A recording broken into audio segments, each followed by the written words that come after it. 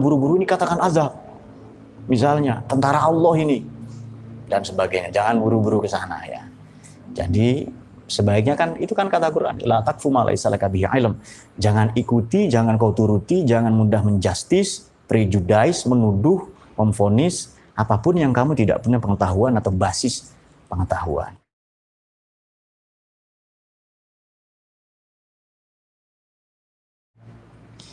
Kalau corona ini dan malapetaka sebelumnya yang lain dikatakan azab, tidak benar.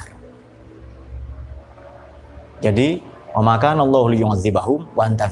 tidak mungkin mengazab satu kaum sementara Nabi Muhammad ada di situ. Banyak orang sholawat, istighosah, kemudian tahlil, banyak pembacaan barzan jidiba, syaraful anam, burdah, simtud duror. Tidak mungkin ada itu, apalagi di pesantren-pesantren. Atau Allah juga tidak akan mengazab wahum yastaghfirun selama orang beristighfar. Maka jelas ini bukan azab. Jangan buru-buru ini katakan azab. Misalnya tentara Allah ini dan sebagainya, jangan buru-buru ke sana ya. Jadi sebaiknya kan itu kan kata Quran, la taqfu ma laisa laka bihi ilm. Jangan ikuti, jangan kau turuti, jangan mudah menjustis, prejudice, menuduh, memvonis apapun yang kamu tidak punya pengetahuan atau basis pengetahuan. Sebab begini, coba kita singgung filsafat ilmu sedikit ya. Basis paling elementer dari pengetahuan adalah data atau informasi. Tetapi tidak semua orang punya data dan informasi disebut orang yang berpengetahuan. Anda punya HP itu dikatakan punya data, banyak sekali. Anda bisa mengakses apapun. Ya. Tatawu'an. Semampu Anda, dengan sukarela, semau-maunya itu. Tapi mengapa meskipun Anda punya banyak data dan informasi, Anda tidak dianggap orang yang berpengetahuan? Kenapa? Karena pengetahuan ini butuh kelola, butuh tata kelola. Bagaimana supaya ilmu ini bisa dijabarkan secara konseptual, metodologi, sistematis, komprehensif, syumuli, holistik, dan bisa diuji kebenarannya. Itu baru ilmu. Jadi beda Dayat ya. Teman-teman sekalian beda ya. Orang yang punya data dan informasi tentang corona, tentang kan banyak ahli kan. Coba saya tanya, berapa ahli lockdown?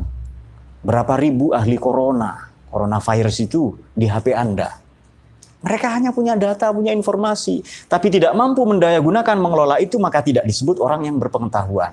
Ini pentingnya belajar filsafat ilmu. Jadi ilmu itu, pengetahuan itu. Kalau saya punya data tentang teknologi, apa saya disebut teknokrat? Apa saya disebut seorang expertise? Pakar kan tidak. Anda pegang Quran, terjemahan, banyak aplikasi tafsir di HP Anda. Anda tidak auto mufassir. Tidak lantas menjadi interpreter, penafsir, tidak. Anda harus mampu mengelola data itu, meraciknya secara konseptual, sistematis, metodologis, komprehensif, holistik. Baru nanti Anda disebut berilmu. Nah itu dia. Kalau tidak, bukan ilmu namanya. Ya data saja. Orang yang data bisa saja. Bertera-tera bit kita dibanjiri oleh data dan informasi. Sayangnya, memang begini. Di sosmed itu kan gaduhnya itu kan. Corona itu santai saja sih. Nggak usah heboh lah itu. Ya kita waspada, tapi jangan panik. TBC itu lebih mematikan. 100.000 orang mati, artinya 300 orang setiap hari. Belum lagi demam berdarah, belum lagi stroke. Yang mati gara-gara jomblo mungkin ada, ya kan? Jangan bilang siapa-siapa. Semoga barokahnya ngaji ini yang jomblo fisabilillah. Cepat dapat jodoh menjadi the most wanted menantu 2020 ini. Muka saya pas-pasan, Pak. Defisit wajah, enggak apa-apa. Kurang diminati segala jenis mertua di muka bumi, itu baik, kabar baik. Nah, yang penting ada usaha dan upaya itu. Santai saja, baik.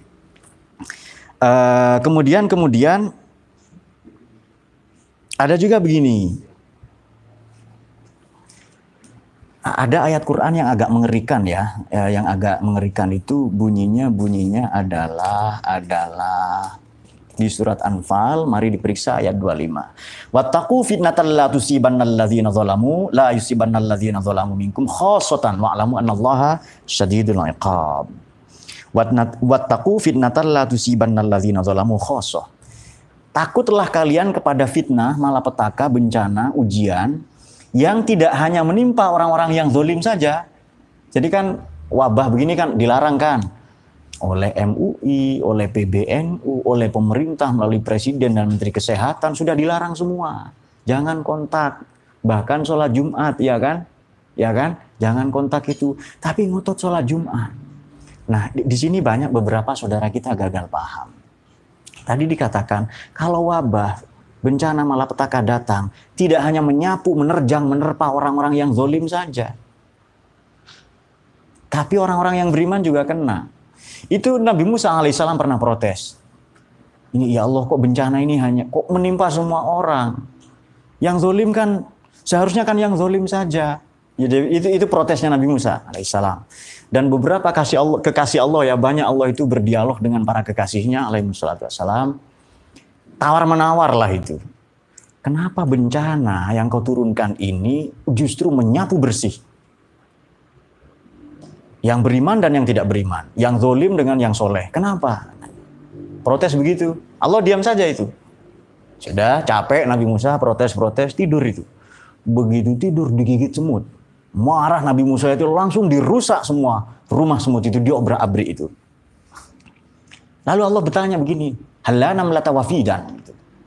Musa, yang menggigit itu satu semut. Kenapa kau rusak semua rumahnya?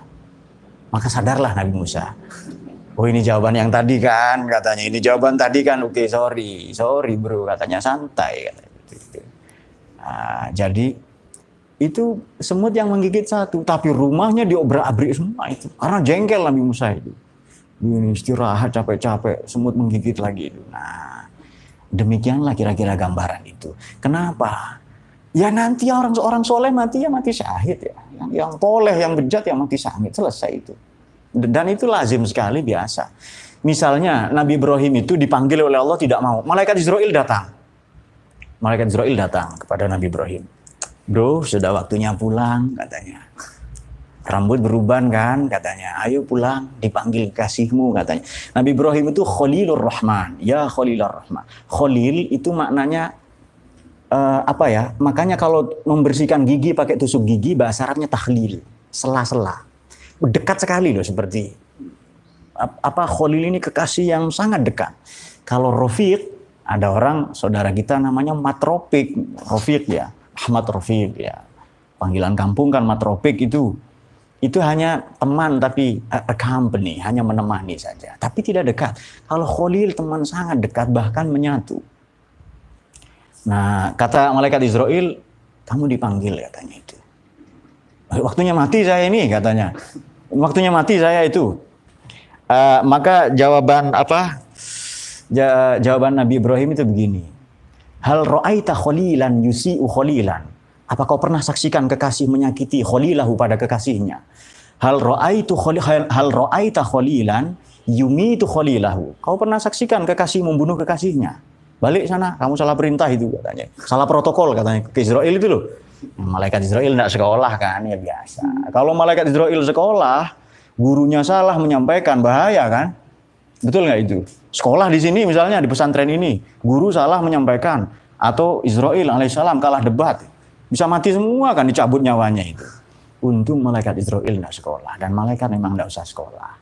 Malaikat ini makhluk statis, tidak ada potensi untuk berbuat jahat. Setan juga statis. Tidak ada potensi juga untuk berbuat baik. Manusia dinamis. Manusia di tengah-tengah. Jadi sebenarnya manusia lahir saja sudah ahlus sunnah. Paham nggak? Kita lahir itu sudah tawassut wal i'tidal. Nanti di ujung pembicaraan kita akan ulas bagaimana cara kita menyikapi wabah ini dalam perspektif ahlus sunnah wal jamaah. Dengan banyak tafsir tentu saja yang akan insya Allah akan kita baca. Sana pergi katanya itu. Jadi pertanyaan Nabi Ibrahim itu tadi kan, hal ra'aita khalilan yusi'u, menyakiti, berbuat su pada khalilahu. Hal ra'aitu khalilan yumitu khalilahu. Kau pernah saksikan kekasih membunuh kekasihnya? Pergi sana itu, turun lagi itu.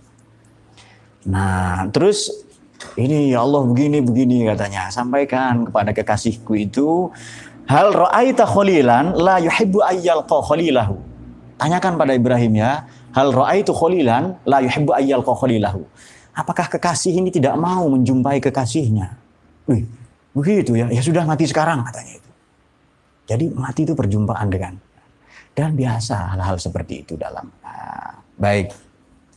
Jadi intinya begini, ada corona atau tidak, Allah tetap harapan kita. Allah itu kekasih kita dan tumpuan harapan kita.